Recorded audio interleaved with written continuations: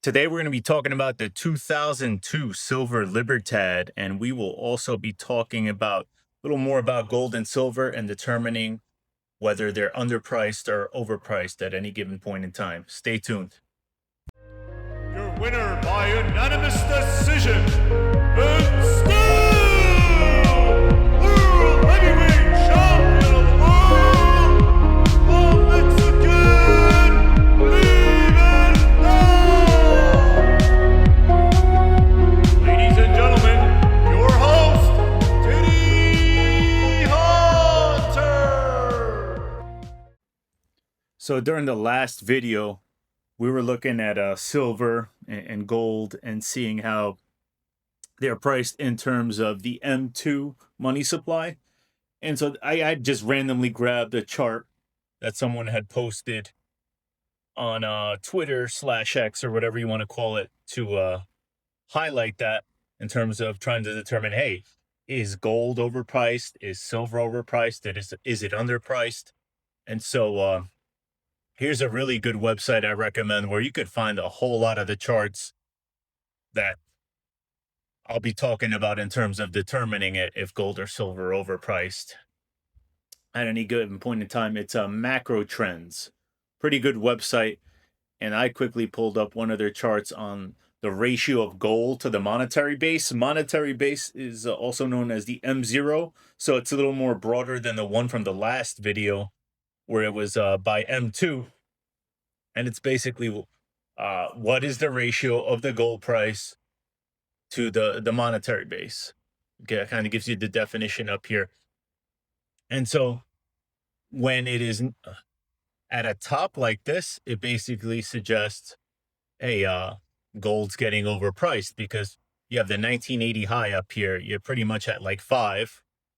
And then the last time you had a peak like that was around 1933, also up there near 5 or so.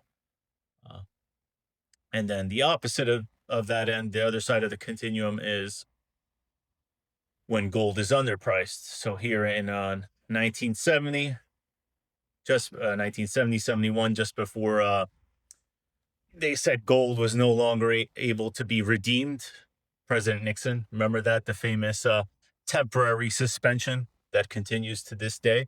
So gold was underpriced at that time. And I mean, at that time, it was at about 0.5 or so.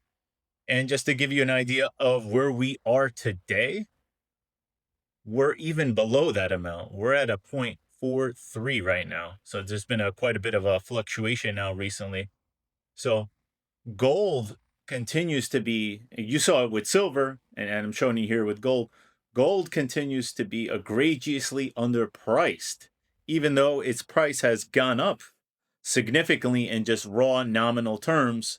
It is underpriced. I mean, this rate, to get from this ratio to up here, you're talking about you gotta have gold go up times 10.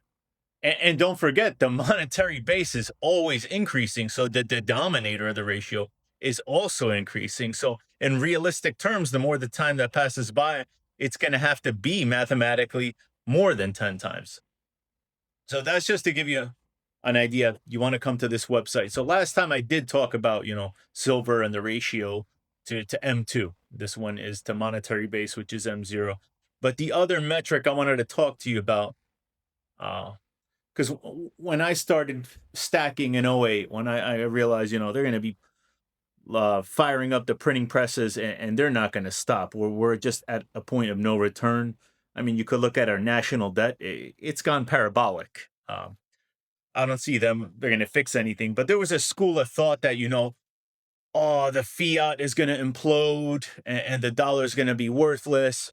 But regardless of if a currency becomes worthless or not, and you could look this up, talking about like stock charts from like Argentina, Venezuela, when you've had crazy inflation, the stock market went through periods of time where it keeps up with the inflation.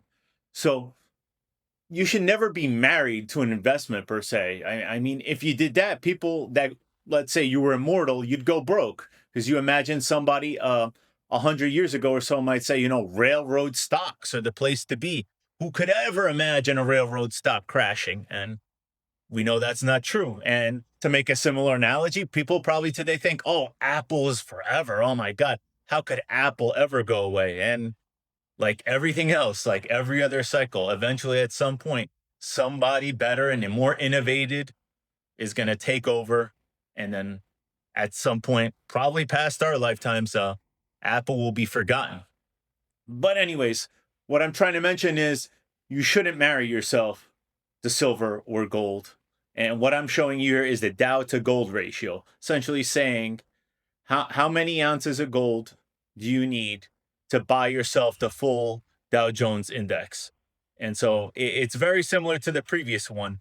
When we're near bottoms, this is the bottoms means that gold is very overpriced because it's almost one back in the 1980 peak. Basically, almost just 1 ounce of gold bought you the whole Dow Jones index. Whereas prior to that, when there was overvaluation in 1966, gold was underpriced here because you needed 26 ounces of gold to get you the full Dow Jones index. So the less ounces you need to buy the whole Dow Jones index, that means gold is getting overpriced. So this kind of establishes a baseline of like when we start getting near the one, for example, this bottom, and then you got to go back to we're looking at the 30s. It was like a 1 point something back then as well. So right now we're at about a 13. So there is room to grow to for gold to go up here. So you shouldn't just track just one metric to determine, are the metals overpriced or underpriced. You want to have a whole group of metrics. And as I do more videos, we'll just talk about a couple more metrics that are out there and to kind of give you an idea. Okay, one of the metrics is kind of sticking out that silver is getting overpriced, gold's getting overpriced. And then as time passes by, like 3 of the metrics are showing that it's overpriced. And then regardless of how much inflation there is out there or lack thereof, you kind of determine, for example, in this one, that when you get to one of these bottoms, you might want to start moving into the stock market because, I mean, this is a pretty long period of time. And it lets you know that at some point, gold will be overvalued and you want to buy the stock market, regardless of what's going on with fiat. You go pull up those charts, Argentina, Zimbabwe, Venezuela, all those countries when they had hyperinflation. At some point during that hyperinflationary time period, the stock market rebounded and made up for it. So to close this up, given today's Dow Jones price, today's gold price, if you kind of want to say, what does the price of gold have to be to buy the Dow Jones index today? Dow Jones index is sitting right now at just over 45,000. So that's over 10x, which essentially from 13.5 down to a 1 kind of gives you an idea of how much room there is to run. But remember, these numbers are not always static. The Dow Jones price is changing daily, gold price is changing daily, and then that's why you're looking at this ratio. So that's why it's hard to say, you give me today what the price should be. Yeah, that might be the price what you think a fair secular market top price should reach. You could say like today it's this price, but because all the numbers are changing, the monetary base is changing daily, the Dow Jones price is changing daily. That's a number that shifts from day to day. I mean, the idea of what I had if gold were to have topped 10 years ago is a whole different number that I have in mind given today. Just the amount of money printing that has happened has just changed what those numbers can be. One other thing I wanted to talk about, seems like not a single day goes by without somebody either on Instagram, on Facebook, on TikTok somewhere, posting videos and still speculating about the 2025 Libertads. And, as I'm seeing that, I'm seeing another hobbies again in the card world. What I see the dealers in the card world is generating partnerships with very popular folks, cultural wise, and just This stuff like what you're seeing here is helping their hobby explode. So I mean, what Card Vault essentially is trying to is like collaborating with iShowSpeed. I had seen a video, I think like a couple, it's like 2 weeks old now at this point. Tom Brady gifted iShowSpeed a Ronaldo, Portuguese Ronaldo, his rookie card graded. And so they're trying to collaborate with him. And for those living under a rock, iShowSpeed's like a worldwide phenomenon. Uh, he blew up on TikTok back in like 2021 after like the pandemic, and he's just gotten bigger since. And he's traveling all over the world. He's like at like 45 million subscribers on YouTube. Guy is huge. He does a bunch of live streams, and I mean, just look at here. Look what he's wearing around his neck. This is an opportunity for a dealer or a group of dealers, who you put a centenario around his neck. What does he have there? I can't even tell. That's probably an anime character. I know he likes I forgot the name of the one. The pirate. I forgot his name. But anyways, maybe somebody could gift him a centenario, and you're promoting yourself as a dealer or a group of dealers or whatnot. But this is what other hobbies are doing to promote and expand the hobby, as opposed to what we have in this hobby is they're spending their money to somehow get the trial strikes of 2025 and tell the world that, hey, this is all they made.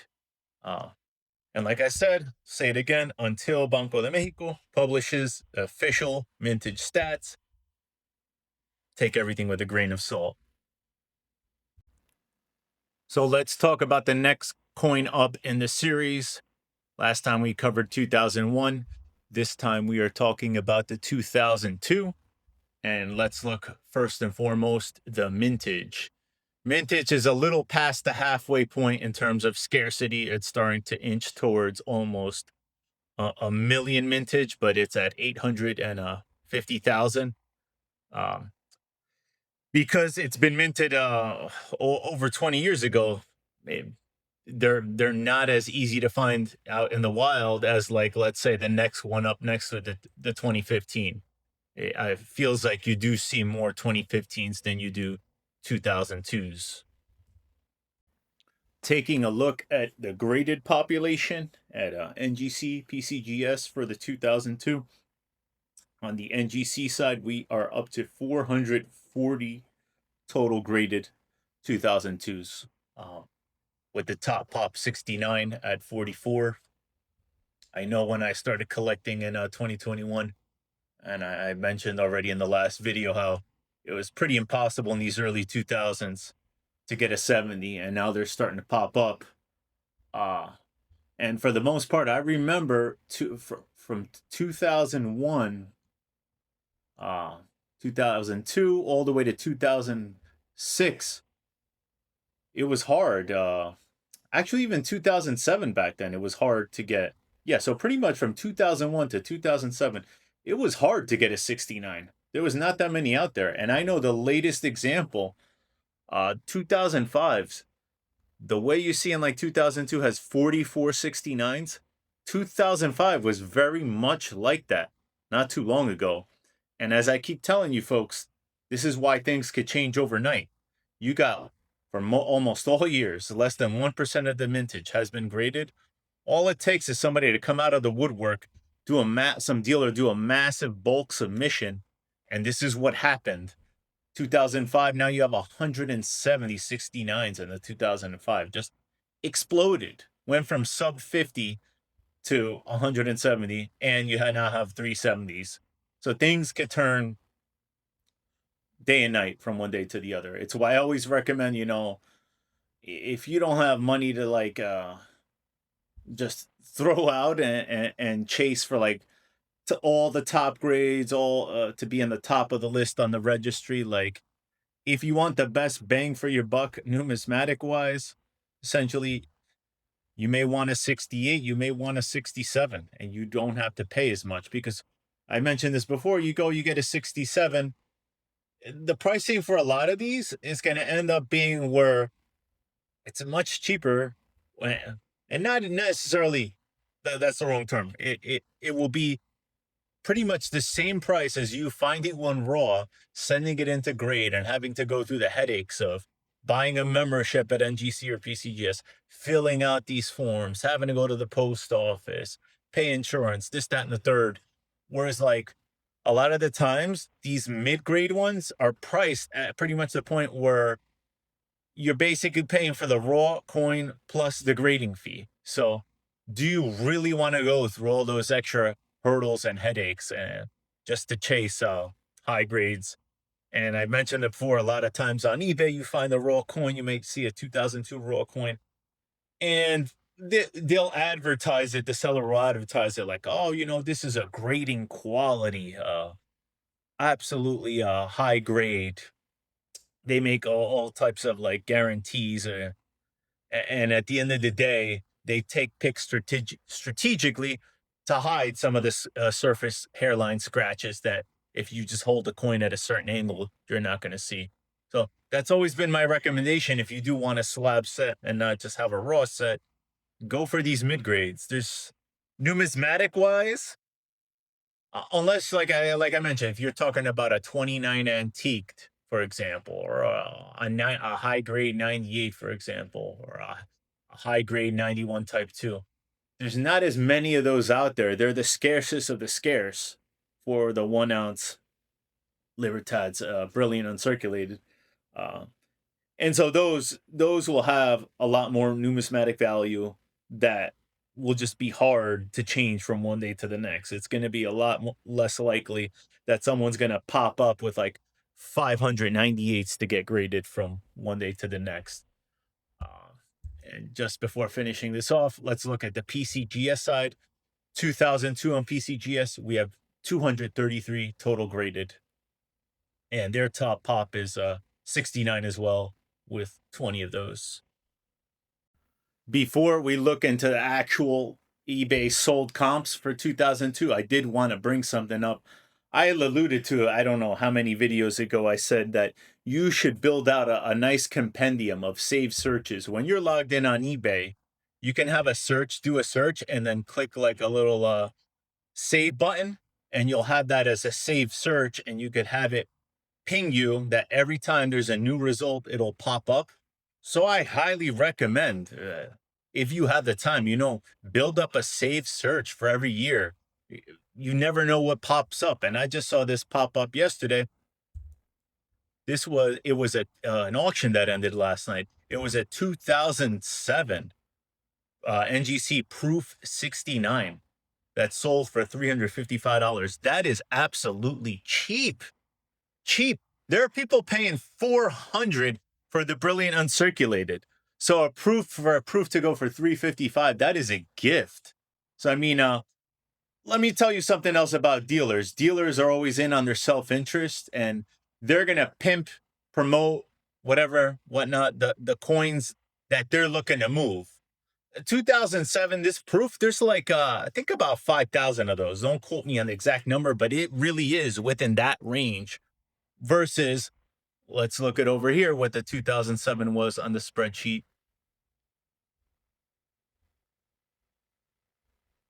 2007. Sorry, here I'm a little blind. 200,000. So there's 200,000 brilliant uncirculateds on the 2007 BU, and there's like 5,000 or so for the proof. This is an absolute gift. A proof that sold for less than what BUs are going for. And why I say that about the dealers, that dealers are going to bias what they tell you. A dealer will come off as, oh, I'm going to educate you, I'm going to teach you. But they're only going to teach you to help move their product.